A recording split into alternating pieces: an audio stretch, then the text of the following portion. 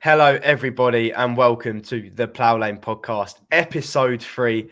We've got a lot to talk about. So this has been a big week for Wimbledon with the postponement of the Crawley game. We had, I think, people putting something in the private chat, which I'm not going to click on.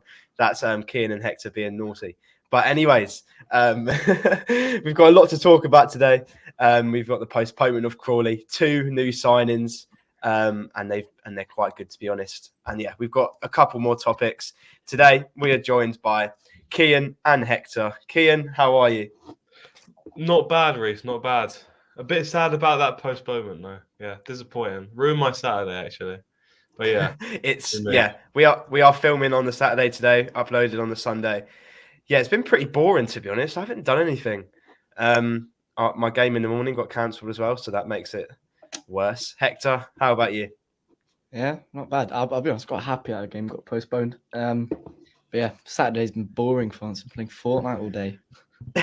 Sado. Anyways, yeah, as we're talking about, Crawley at home got postponed. To be honest, there's been a lot of mixed opinions about it. I think the bit of the pitch next to the West Stand was fine, but then, to be honest, Plough Lane doesn't really get a lot of sun on the pitch, obviously, because you have the big main stand and you have flats around it. But there's a lot of mixed opinions. Obviously, Ali and Omar are still in Qatar. Hopefully, one of them at least will be back for Mansfield at home on Saturday. And yeah, anyone got any thoughts on the Crawley at home game? If it's a good thing that I got called off, any of you? To be honest, the way I see it is if we don't play, we can't lose. So, yeah, not too fast. Very good point. And yeah, that's another game of Ali that we can play. Exactly. And it will get postponed. It will get, rescheduled to probably March now. And they're going to have to face Omar, Ali, Curtis as well, which is a massive thing as well. But yeah, at the start of the week, we will start with the signing of John Gordon from Crystal Palace, signed on loan until the end of the season. Another attacking option. Can play up front. He played up front for Carlisle. And he's a left. He can play on the wing as well, which is good. We have a lot of depth on the wing. Kian, what are your thoughts on John Gordon signing until the end of the season? To be honest, when I saw the tweet, I did remember the face from watching the playoff highlights not too long ago, which was one of his 2 goals at Carlisle. He looks like a pacey striker, similar to Ali's characteristics. Most likely not on his level, but hopefully good enough for this division. Yeah, let's hope so. Hector, what about you? To be honest, when I first saw Meadsana, I had not a clue who he was. Yeah. But if he looks like he's relatively all right, and he'll do a good job instead of Davison until Ali comes back, because Ali's gonna be out there for a long time. It looks like so. Yeah, it does. Let's hope so. I'm just going to put up his stats. He was in League One for Cambridge. To be honest, they don't look that great at the start. But to be honest, when Ali Al-Hamidi joined, he barely scored any goals for Wickham. Didn't get a lot of opportunities. And hopefully we can give John Gordon some minutes in League 2, dropping down a league.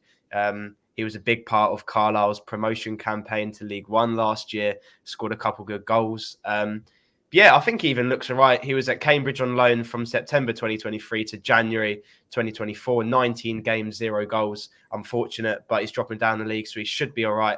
And then he was at Carlisle from January 2023 up until the end of the season with 17 games and 2 goals. To be honest, I looked on Twitter when he signed, and Crystal Palace fans really highly rate him, to be honest.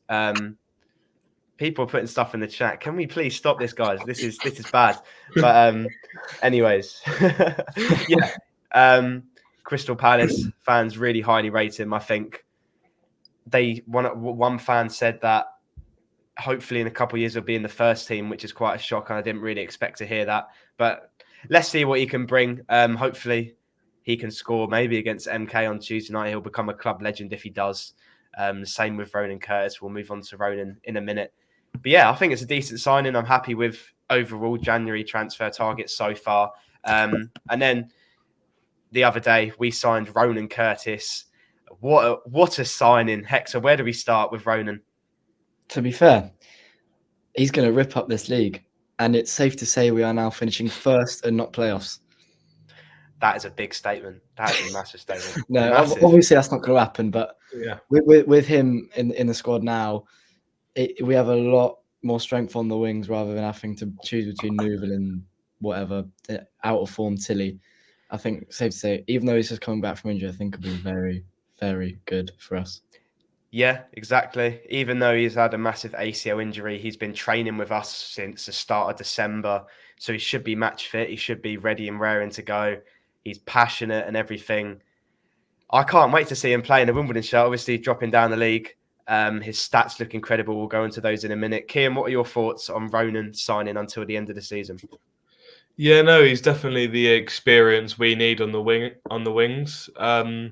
Especially, well, obviously he's been out injured for nearly a year now, so he might be a bit off the. He might not be that great in the first few games, but he has to get into his flow, if you know what I mean.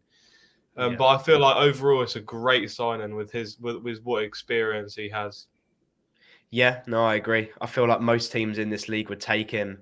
I can't wait. He's going to be incredible. Hopefully on Tuesday night he can bag a goal. When we look at Ronan Curtis's stats, he started off his career at Derry City, 100 games for the club, scoring 24 goals for a left winger, averaging a goal every 4 games is pretty good.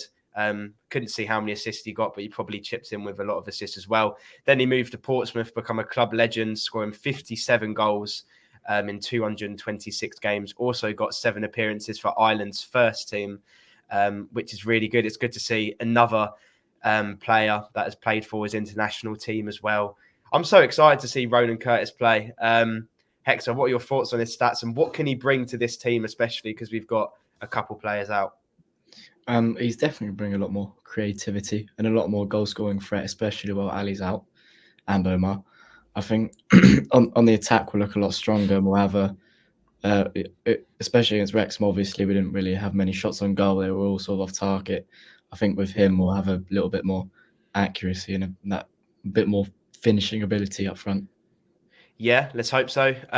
I watched a video on YouTube yesterday of his 57 goals for Portsmouth. He can score with his left foot, right foot, long shot, a header. So yeah, as Hector said, he brings a lot of creativity to the squad, and that's what we need, just a little bit more experience. And he said in his interview he wants to get us to the playoffs, which I think is possible. I believe we're still 3 points behind, depending on some other results tonight. Kian, what does Ronan Curtis bring to this Wimbledon squad? Yeah, I mean, he definitely brings goals. Obviously, with his Portsmouth stats, he might have many games, but I didn't score as many goals. But still, as a left winger, he definitely scores plenty of goals compared to players like Sasu and Newville that we have at the moment that play on the left.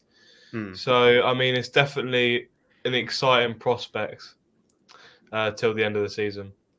Yeah, let's hope so. So far in the January transfer window, we signed 3 players. Got Joe Lewis on a permanent, and then John Kamani Gordon and Ronan Curtis. Hector, we've still got about a week and a bit until the transfer window closes. Where do we strengthen now? I think with a full strength squad, if we have Omar and Ali back, I feel like we're fine.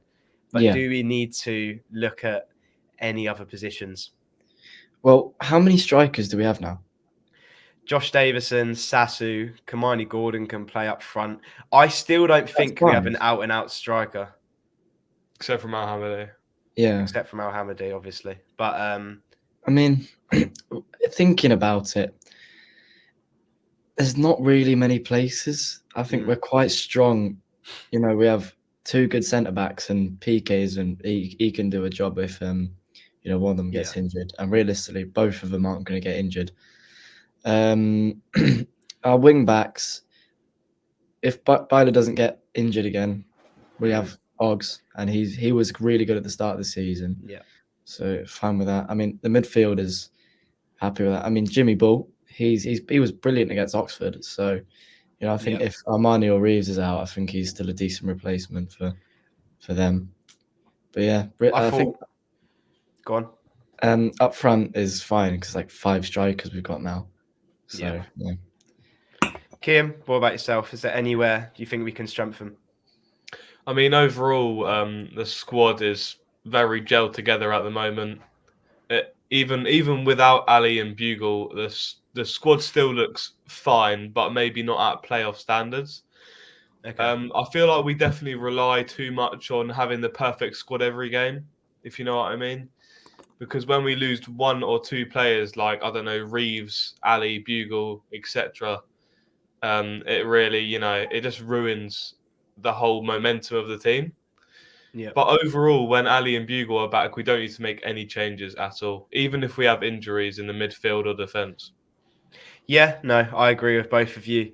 I feel like maybe bringing in like a young striker from like a National League club, maybe something like that, or maybe another like Cam if like Bugle gets injured or gets a red card. I feel like because he's quite aggressive on the pitch, I feel like someone to play in behind. But I even think Curtis could play in behind. If it's Al Hamidi, Josh Davison, he brings creativity anywhere. I think he can play in most positions on the pitch.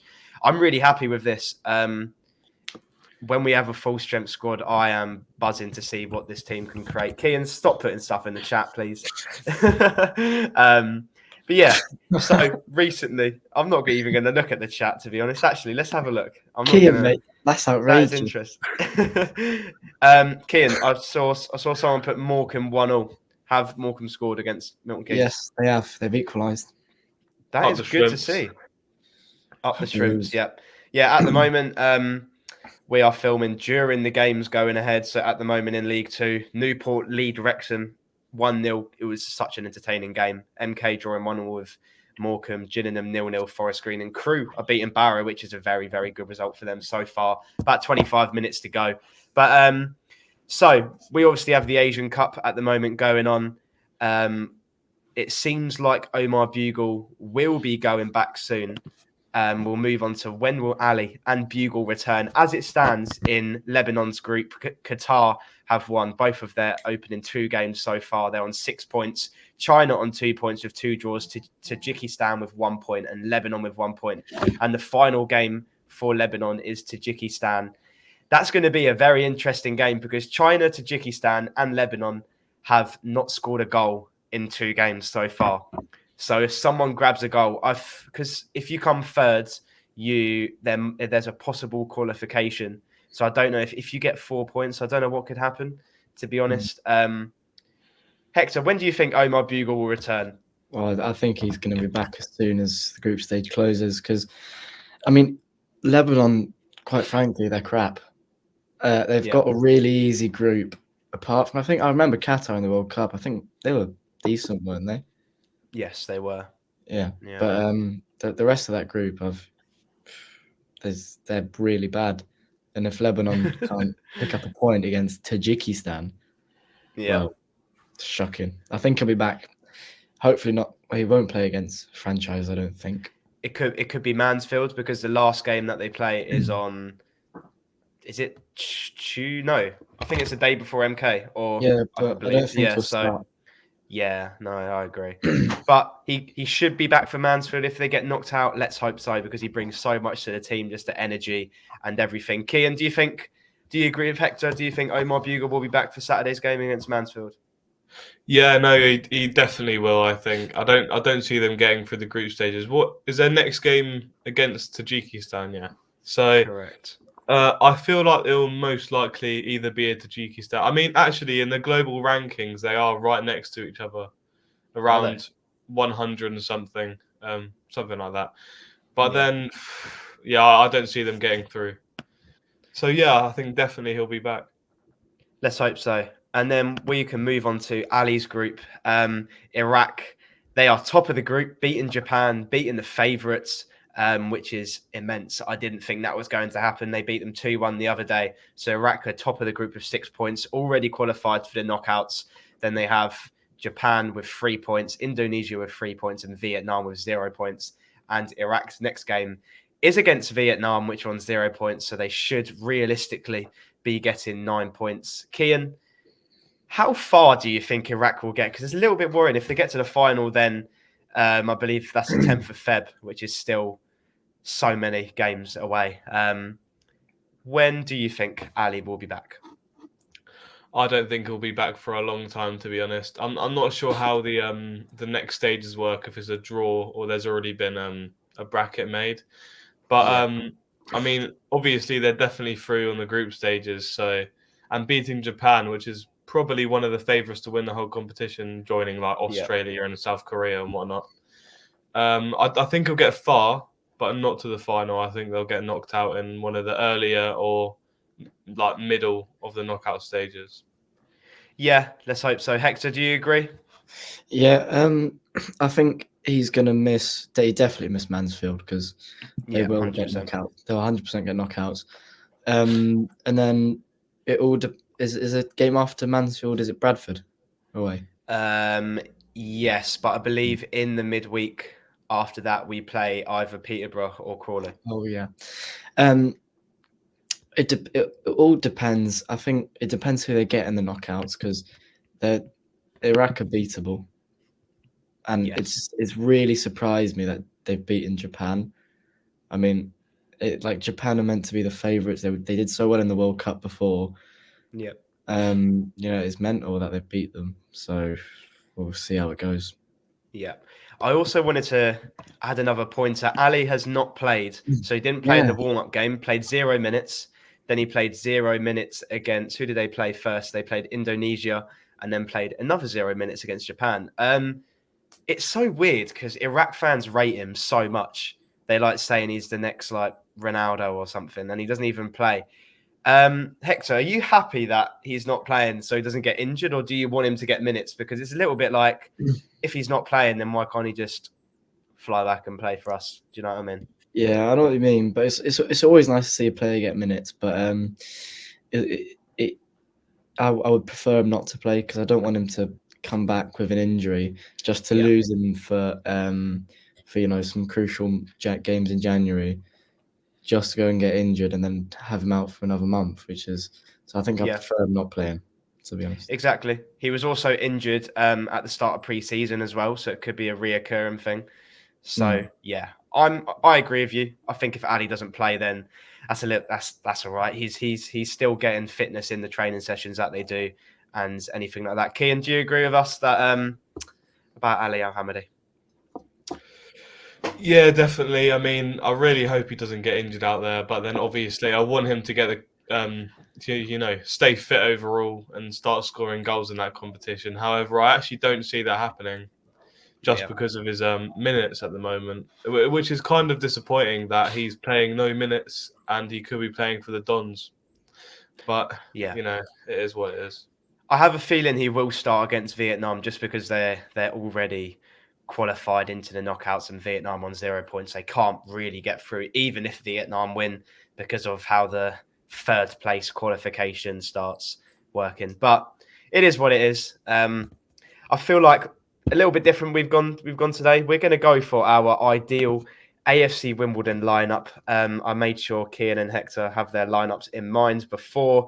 I feel like we could all have the same lineup, but we're going to go through it. So this is based on the new signings that we've had, if we believe they're good enough to start straight away. And also this is without any injuries and Ali Al-Hamadi and Bugle coming back. So let's say we're past Barrow at home on the 10th of February, and this is the lineup we should be getting to try and get back inside the playoffs. Who wants to start? Hector can start. Hector, you can start. Right, so in goal. Tell us your formation before. Okay, 4-4-2. So 4-4-2. Interesting. In goal, I've gone with shut up, Kian. In goal, I've gone with Bass, left back Curry, and then obviously no doubt about the two centre backs, Lewis and Jono. Correct. Yeah. Byler, right back, Tilly on the right wing, and then the two centre midfielders, Little and Reeves. Yeah. On the left wing, gone Ronan Curtis. Yep. And then the front two being Omar and Ali. I think it's pretty self-explanatory. Pure waffle. Shut up. Kian, what about yours? Is there any changes in yours? Read out your line. Sadly, I didn't listen to Hector's because it was just pure waffle. But so I'm going for a 4-2-3-1. Obviously, Bass in goal. Yep. Ryan Johnson and Joe Lewis. Carry on. Hussein Billa, right back. Jack Curry, left back. Armani Little and Jake Reeves as the two. And for the three in the middle, it would be Ronan Curtis on the left, James Tilley on the right, Bugle down the middle, and Ali up front. That's an interesting one because I've actually gone with the same with Kian, a 4-2-3-1. We've actually gone the same, just different formations. Bass in goal, Villa and Curry. I think they've been so reliable, to be honest. Johnson and Lewis, it's self-explanatory. Reeves and Little, they are so good in midfield together. I think Little has I think he has a percentage of one of the most successful tackles won in the whole league or something. Wimbledon tweeted about that, which is really good. Then Curtis on the left, Bugle in behind Ali Al-Hamidi, and Tilley on the right, I believe it is. Yeah, and then Curtis on the left. That squad is immense, I think. Whatever formation you play, it's just an unreal team. And that team I feel like that team can even play in League One, 100%. Sorry? Did you say waffle, Kian? I don't believe you. No, I was joking. Okay, good. But yeah, that team's unreal. When we have a full strength squad, no one should want to play us because Curtis will destroy people. Tilley will cut him with his left and banging goals. Bugle will be aggressive. Ali will score off any pass. And yeah, I actually wanted to move on to something different, which I haven't got lined up. There's a couple contracts which need to be signed on for the end of the season. We're starting with Armani Little. Hector, does he need a new contract? Definitely. He has been absolutely brilliant for us. And to be honest, he should definitely sign him up for 10 more years. He could definitely play at League One level. 10 more years, Armani Little. Anyways, carry on. Shush. Yeah. Kian. I think, not finished. Sorry. That's what I thought. I think he could definitely play at a League One level. So if we end up getting promoted this season, I think he could play alongside Reeves in a midfield in League One. So yeah, definitely sign him up for a couple more years. Let's hope so. Kian, how important is Little in the midfield and the combination with Reeves, and does he need a new contract? Yeah, Little's amazingly important for this squad. It's either if we don't have Little with Reeves, it just doesn't work as well in the midfield if they're not together. So he definitely needs to sign that new contract. But I feel like it would most likely only be for a year. Just due to that, he might move on to a bigger club just because of how good he is. Yeah, I hope he doesn't move. I feel like every player just loves it at our club. Like it just feels different in the stands and everything. Just the player to fan connection, everything off the pitch is just immense, and it's just amazing. And then another, I believe Johnny Jackson contract is running out. I heard that on Twitter. People were debating whether Johnny Jackson has done enough to earn a new contract. Obviously, in his first season, it wasn't the best, but this season he's turned it around with the help of Craig Cope. Kian, has Johnny Jackson done enough to earn a new contract, or do we wait until closer to the end of the season to see what happens? I mean, last season, I feel like many fans wanted his head, to be honest, wanted him sacked and gone just because of our low, me as well, just because of our low, low position in the table by the end of the season. But I feel like it's definitely different this season. He's starting to build a project, and I think he should definitely sign a contract because if we do get promoted to League One, I feel like he would be the perfect manager to bring us up there. Yeah, I agree with you. I feel like because obviously he managed Charlton, but not too long, and then he went to us. So he's quite new in managing, and it's quite tough. Like being a manager is rough because sometimes I feel like managers sometimes get quite hardly done by. Like it kind of matters like the players' performance on the pitch, not as much as a manager's performance. Like they could be putting in everything, but it's the players on the pitch. And I feel like the squad wasn't really the best last season. We had players which we like. I'm not going to name names, Jana, but it wasn't really the best. What a bolus Saiku Jana was. Best striker, Hall of Famer. The best striker. And Hector, does Johnny Jackson deserve a new contract? Or what do you think? Personally, I think it all depends on how the season plays out because obviously it was disappointing to finish so low last season after just coming down from League One. I think we all expected us to be a little bit higher than 21st, a position off relegation. But I think it all depends on the season. If we can get playoffs or around the playoffs, maybe not. I think mid-table. It depends. Like it depends if we have like a massive stinker at the end of the season. Because if we play like some sort of consistent football, fine, keep him because there's something to build on there. But if we just have a massive stinker and we start losing games constantly, I think that's his time. Would we all take like around 10th place in the league? I think I would. It depends on what manner we do it. That's a good point. And then we have to build on that for the season after and get into the playoffs. But then you have the worries of Ali Al-Hamadi leaving to go to a higher club. Like, for example, if we get promoted to League One, then he might want to stay with us because he's like, I feel like he can still play at a higher level, like Championship with Jack Redoni or whatever.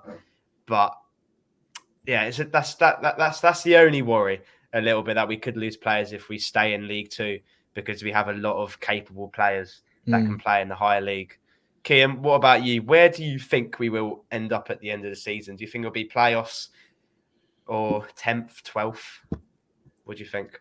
I think if Gordon performs well in Ali's disappearance in his international football, then I definitely think we can be easily pushing for playoffs. But then if our attacking performance doesn't perform, then sadly it will just be a mid-table finish, really.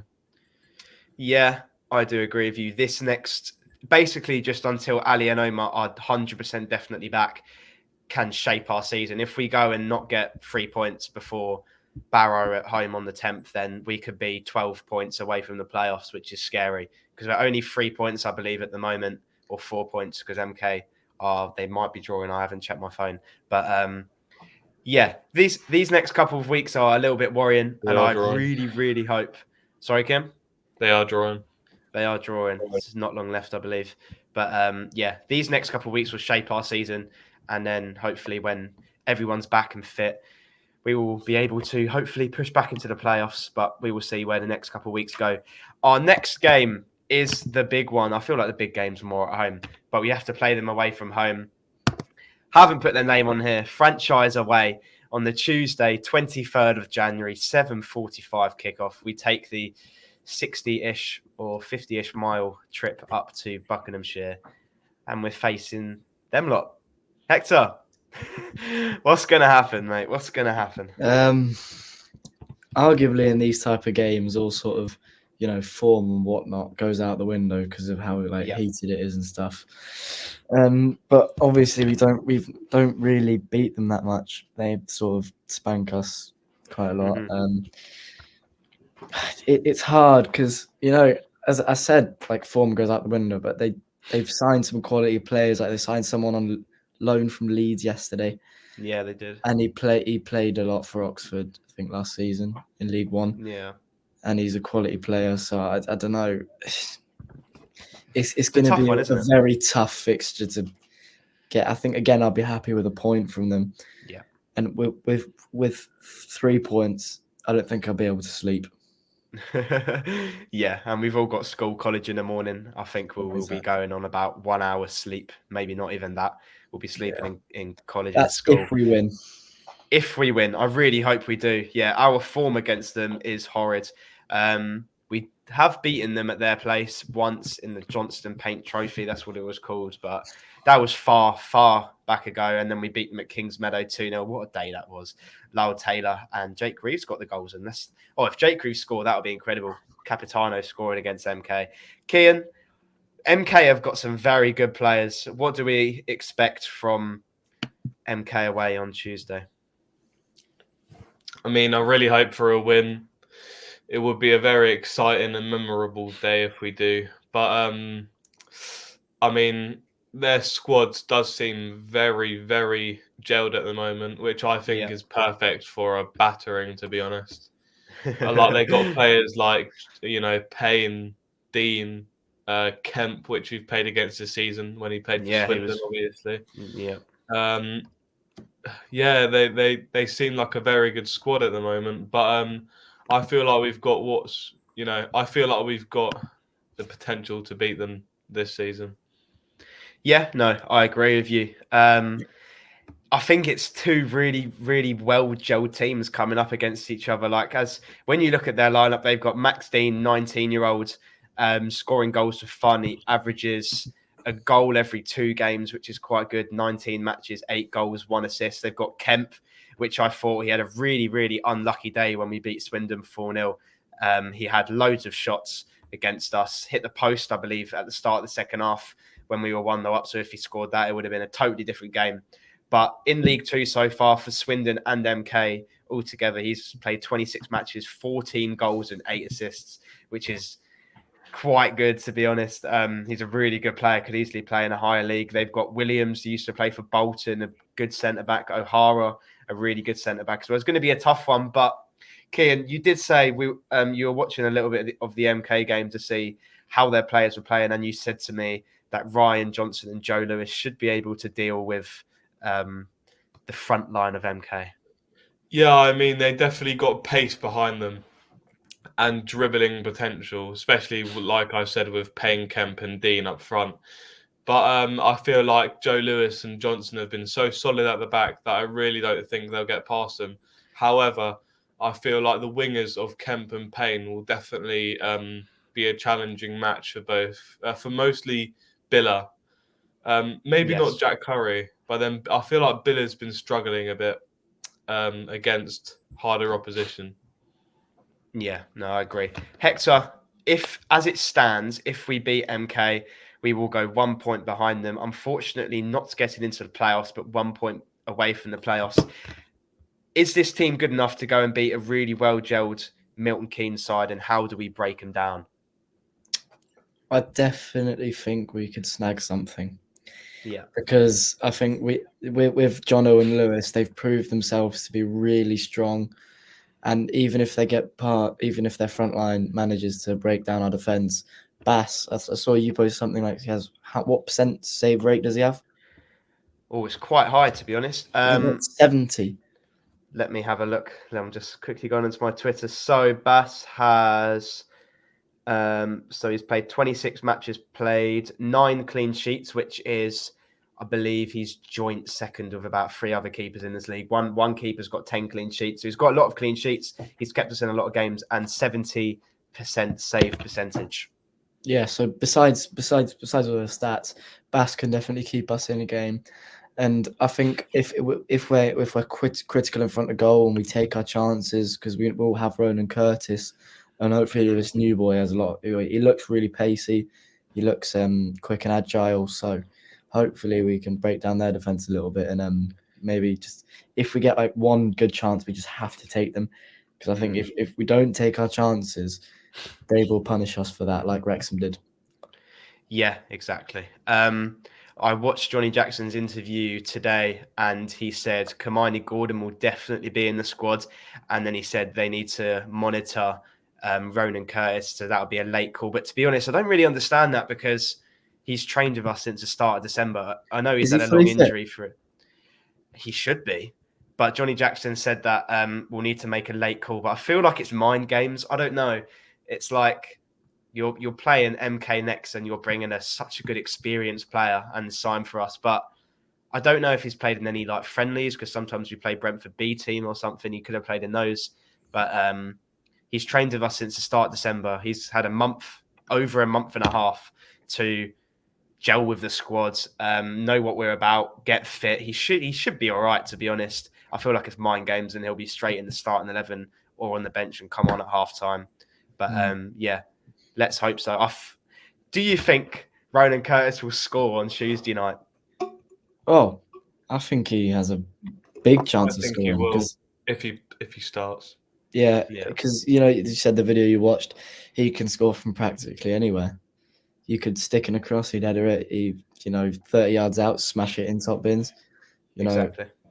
He's very creative, and he's not arguably not like Tilly, where he just has one move, cut inside and smash it in. So yeah, I really hope he does. Yeah, it will be a great trip home if we beat them on Tuesday night. And then on Saturday, we face a very, very good Mansfield side. which will be tough. If hopefully we can have Bugle back by then, that'll be brilliant. So we play Mansfield at home on Saturday, the 27th of January. When we look at the league table, they are third overall in the league table, and they are first in the away league table, playing 14 games, 7 wins, 6 draws, and only 1 loss away from home, which I'm just having a look who that came to. It was Swindon Town that beat them at home. So it's going to be a pretty tough game against Mansfield. They've got a very, very good side. When we look at their stats, their team, they've got Keeler Dunn, 14 goals, 5 assists. Akins has got 7 goals. Maris, 7 goals. So, yeah, they've got about nearly 30 goals with 3 players in their attacking lineup. Hector, what do you think will happen against a very tough Mansfield side? You know what? Last time out, we drew to them when they were unbeaten. Yeah, we should have beaten them because Tilly should have scored that penalty. And when we played them, we didn't really look like the weaker side. I think it was a pretty evenly matched game. I think both sides had their chances, but at Plough Lane, if because we have a decent record of recent times at Plough Lane. Yes, we do. Last month or so, we have a good record apart from Sutton and Ipswich. Yeah. So I think we'll have a decent chance at it, but just by the stats, they are the better side. So it's a tough one. Yeah, it's tough. Like when you look at the next games, you're playing everyone in the top half. You need to get these points. I feel like we can nick a win. Like I think, to be honest, when I was watching the game on iFollow, we had the Tilly penalty, which I still think it went over the line. I still think it did. So we should have won that game. And it's so annoying because we've played so many teams in the top half and we keep drawing against them. Mansfield, we should have won. Off the top of my head, Barrow, we should have won. Crewe, we bottled it right at the end with a better team through the whole 90. And I don't even Stockport at home, we had loads of players out because of injury. We had Ali away on international duty, and we were still the better team. It's crazy. We should have so many more points than we already have. We should be at least 4th, 3rd in the table, more closer to Mansfield. Kian, Mansfield are a very good side. You know that you're like a stato to me. How do we break down this Mansfield team, and what do you think will happen? I don't think we will. As without Ali, if Gordon performs, then we will break them down. But without Ali, I don't think we have attacking threat to score against them, especially because of the little goals they have conceded, if I'm not mistaken. They have conceded 37 goals. Oh, no, sorry. That's Wrexham. 21 goals, which is exactly crazy. Yeah, so they average under a goal a game, which is a goal a game conceded, which is just crazy. But to be honest, when I was watching the Mansfield game that we played last time, even though they have Keeler Dunn, which is one of the highest goal scorers in the league, and then they have Akins, which is a massive threat. He's tall. He's one of the players which will go and head a ball from a set piece. So they're good from set pieces as well. I feel like Ryan Johnson and Joe Lewis really played well against them too up front. And they just controlled the back line in my eyes. When you look at the recent form, Mansfield haven't actually played the best. In the last 5 games, they beat Grimsby 2-0, drew 1-1 with Doncaster, beat Stockport 2-0, which is a great result. And then they lost Crewe. They lost to Crewe 1-0, and Morecambe, they drew 1-0 at Morecambe, which is a good result for Morecambe. Can I get your score predictions for Mansfield at home? Hector, starting with you. Well, again, obviously they're a top tier side, and I would be happy, very, very, very happy with a point. So I'm going to go over 1-1. Yeah, I do agree with you. They've had quite a lot of draws, to be honest, especially in their last recent game. They haven't played for quite a while as well. So I feel like it will be a draw. I'd take a draw, but we need to get these wins over the line. Kian, what do you think? I'm going to go the same with Hector, 1-1 draw. However, we're going to go 1-0 up and bottle it right at the end. Oh, no. That gives me flashbacks to Wimbledon last season. Yeah. We have to also remember that they have Aidan Flint in the defence, which will be very hard to break down, especially without Al-Hamadi. Yeah, that is another brilliant point. Oh, it's going to be a tough one. And then, so I've got down here score predictions for Franchise and Mansfield away. Hector, what is your score prediction for Scum away on Tuesday night? Well, obviously, I like to tell myself we're going to smash them 10-0 because I hate them so much. But being realistic about it, I'm going to say it's going to be a high-scoring game. I'm going to say it's going to end 3-3. Who do you think is going to get the goals? I think if Ronan Curtis starts, he's going to bag. Yep. I think Joe Lewis is going to bag. That's an interesting one. And I think the third goal scorer in the 90 plus third minute is going to be Harry Pell, a bicycle kick. What a bicycle kick. Yeah. A bicycle kick. Wow. I'm going to go with a high scoring game. Oh, news, guys. Morecambe have scored a 92nd minute winner against Milton Keynes. Just to let you know, they have just scored. So now, this is great because we're about to end the podcast in a couple minutes. And this means that if we win... copyright, Ruth. Kian, turn it off. It's copyright. Right, that'll be copyright. Nah, it won't be copyrighted. For the audio listeners, Kian has a game on his TV and he just tried to get the goal on the podcast, which we can't unfortunately do because of copyright claims. But anyways, now we can move above them, Hector. We can move above them if we win on Tuesday night. We've got 3 more goal difference than them. They haven't lost yet. That's a very good point. Kian, how much added time is there? Morecambe scored or MK scored? Morecambe scored, you muppet. The 92nd minute they scored. Charlie Brown got the goal. Charlie Brown. What a guy, Charlie Brown. But yeah, Hector, how important is that now? We can go above Milton Keynes on Tuesday night. That's brilliant for us because if we beat them straight in the playoffs, and that's a lot more confidence for the game against Mansfield on next Saturday. Yeah, 100%. Kian, you still there, matey? Yeah. What's the goal like? Yeah, he's not on the screen. Now. He's on the run. He's through on goal. He's taking it around dude. Oh, what a goal. What a strike. Peter Jury like commentary. Come on. What a goal. Mate, you... Bottom right corner. Wow. Round Dean Lewington, the fatty.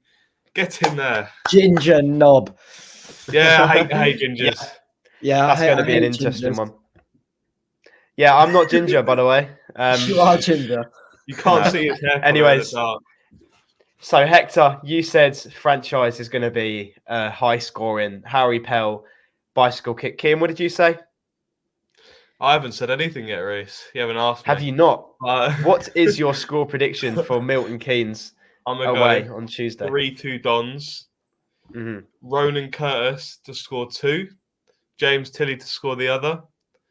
And for MK goals will be 2 by Dan Kemp, but we will score last minute and it will be James Tilley to score. Right. The limbs will be unreal. One thing to move on, Hector, we said it before. We have the boycott of fans to Milton Keynes. To be honest, I know we boycott and everything, but I really, really, really hope that the ticket sales have done well because we need to create an atmosphere there. It's quite easy to create an atmosphere because they will be quiet as usual. What are your thoughts on that? Yeah, obviously it's important to get behind the team and be the 12th man. And I understand people's reasoning for boycotting it, but I think a lot of the away ticket revenue does go to us. I think it's about like 70% of the away ticket revenue goes to us. So realistically, they're not doing much. And I know people. I 100% understand people like just not recognizing the fixture. Oh yeah, 100%. That's really understandable. But obviously, it's all about getting behind the team, being the 12th man. And if people are doing it for the reason of wanting to give them money, teams like Barrow, they do a better job at that than us. And just don't buy food and drink in the ground. That's basically the thing that's giving them the most money. Yeah, exactly. I agree with you. I think it was on a Saturday. We bought 1,100 to there on a Saturday, sold out the whole of the top tier. Kian, we played MK on a Tuesday night, lost 1-0 a couple of years back. You went. How was your experience there? And any thoughts on the fans, Honestly, it didn't feel like much. that was when we were like very bad in League One. So it was an expected loss against a side which I think came third that season. Yeah. So I mean, back then we usually had no hope whenever we would go away to MK. So, but then this season's different. Hopefully, it will be different. But with noise wise, I think they had a tifo at the start of the game. However, it didn't go out to one the block tifo. Hold it. One block tifo. Yeah. They also have a drum as well, which is even more embarrassing, even more tin pot. So yeah, that's all I've got to say. Kian, I think when you went, was that the year when Lyle Taylor went in the away end? That was the exact game, yeah. How was that? How was the experience with Lyle? I believe he started a chant as well. What do you think of MK? That was a chant. Yeah. I actually hope he's there. Have Cambridge got a game on Tuesday night? Wait, let me check that. They I don't think they do. They don't. They don't have a game on Tuesday night. Let's hope he's there. That'll be brilliant. That'll be absolutely brilliant if he's there. Lyle Taylor in the away end, and then hopefully he comes to sign for us next year. That'll be brilliant. It probably won't happen, will it? But I think that's a good place to end off the podcast. Kian, Hector, thank you for joining. Let's hope this week we get a couple more points on the boards. Keep our playoff promotion campaign going. And yeah, thank you everyone for watching. Come on, you Dons. And then the next podcast will be out next Sunday or Monday. Come on, you Dons.